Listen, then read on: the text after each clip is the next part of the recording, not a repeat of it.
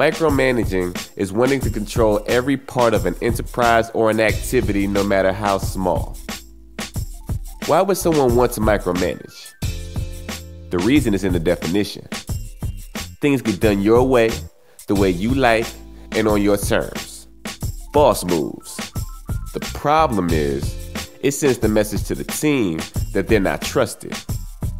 Now, why would anyone go out their way to go the extra mile for someone who doesn't trust them to operate in their function? Let's talk a little bit about football. Even if you're not a big fan of the game, you probably know that the quarterback is the one that throws the ball to the receiver. Let's keep that basic function in mind, but expand the scope a little bit. The quarterback is often called the field general. He'll be responsible for making the play adjustments on the field, making decisions on the fly, and directing the offense towards the end zone. When the team wins, the quarterback will usually be the first to get the praise. And when the team loses, he'll usually shoulder the blame. There's also a pretty good chance you have a favorite quarterback in mind right now.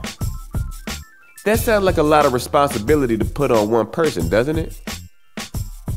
It would seem insurmountable for one person to drive an entire offense to a touchdown when he has 11 Goliaths hell-bent on stopping him. So he has a team. Each person on that team has a specific function. Some people block, some people run the ball, and some people catch the ball when it's thrown. Everyone has to be good in their function, but no one has to be good at every function. A blocker doesn't need to run the ball down the field, and a runner doesn't need to pass well.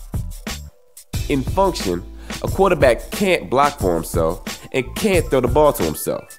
He has to trust his teammates to operate well in their function.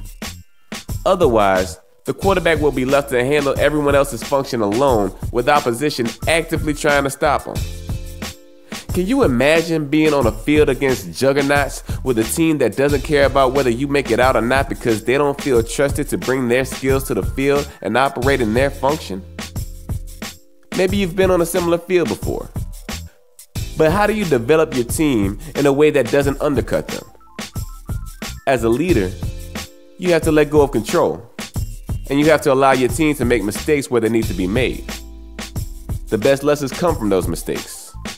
A team spends all week in practice to prepare for a game. Don't let your team's practice and training be in vain. Believe in your team. Trust them to hold their position.